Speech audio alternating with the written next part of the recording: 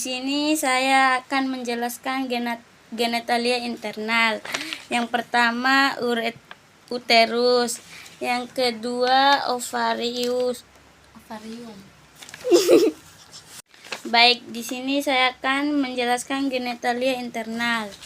Yang pertama uterus, yang kedua ovarium, yang ketiga fallopian tubulus. Selanjutnya kita akan membahas tentang genitalia internal. Selanjutnya kita akan membahas tentang genitalia internal. Pertama, apa sih genitalia internal? Genitalia internal alat kelamin yang tidak tampan dari luar, yang artinya dia berada di dalam dan terdiri dari apa saja sih? 1. Uterus.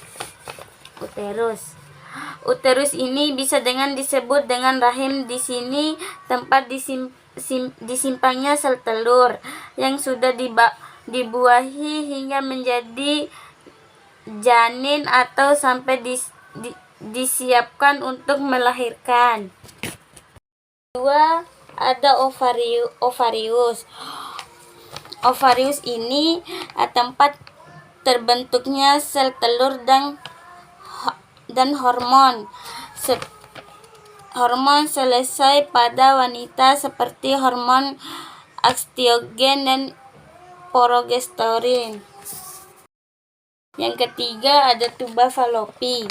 Tuba fallopi fungsi dari tuba fallopi ini sebagai jalur sel telur yang dari ovarium menuju ke uterus.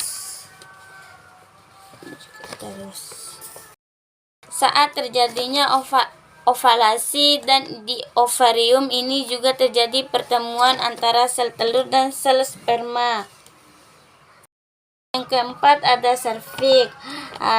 Terbentuknya serabu rendah dan fungsinya untuk membantu sperma masuk melalui vagina. Di sini saya akan menjelaskan apa sih genitalia eksternal. Genitalia eksternal adalah alat kelamin yang tampak di luar dan terdiri dari apa saja sih yang terdiri dari genitalia eksternal. Yang pertama ada mons pubis, yang kedua ada klitoris, yang ketiga ada uretra, yang keempat ada vagina, yang kelima ada selaput darah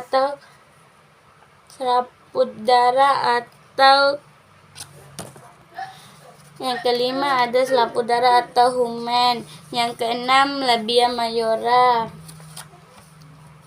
Yang ketujuh labia minor.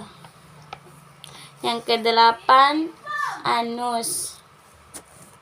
Dan di genitalia ini juga ada 2 kelenjar, yaitu kelenjar Bartholin dan Skene. Dan di mana sih letaknya kelenjar Bartholin? Terletak di sisi bagian vagina. Fungsinya kelenjar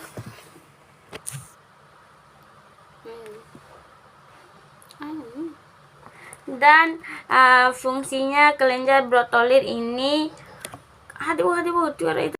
fungsi kelenjar Bartholin ini untuk melumasi vagina. Lalu kelenjar Skene itu berada di sampingnya uretra. Fungsinya juga sama, yaitu menghasilkan secukup lendus.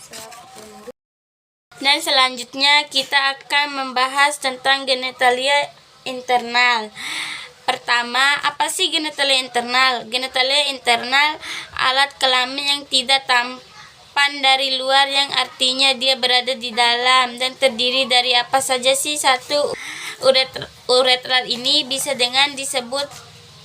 juga disebut dengan rahim. Di sini tempat disimpannya sel telur yang sudah dibawahi sehingga menjadi janin atau sampai disiap untuk melahirkan.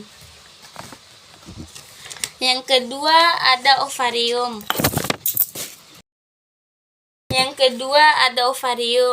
Ovarium ini tempat terbentuknya sel telur dan hormon sesuai pada wanita seperti hormon estrogen dan progesteron. Yang ketiga ada tuba Falopi. Fungsi dari tuba Falopi ini sebagai jalur sel telur yang dari ovarium menuju ke uterus. Saat terjadinya ovarium dan di ovarium saat terjadinya ovalasi dan di ovarium ini juga terjadi pertemuan antara sel telur dan sel sperma. Yang keempat, serviks. Tempat terbentuknya serabu rendah dan fungsinya untuk membantu sperma masuk melalui vagina. Ini saya akan menjelaskan bagian pelvis. Pelvis dibagi menjadi dua bagian, yaitu pelvis mayor dan pelvis minor. Di atas pelvis minor, di bawah pelvis minor. Dibagi menjadi tiga bagian. Di sini tulang oskococcyx, di sini oxsacrum, di sini oksigon. Acetabulum bagian atas, ileum atau tulang usus. Acetabulum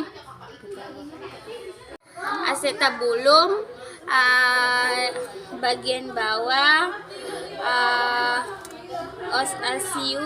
isium tulang duduk. Acetabulum di depan, os pubis tulang kemaluan. Depan maupun belakang dari iliaka menonjol spina iliaca anterior superior. Ada lagi yang menonjol yang bawah, spina iliaca anterior inferior. Depan tulang duduk dinamakan symphysis os pubis. Iliaca posterior superior. Terus yang di bawahnya spina iliaca posterior inferior.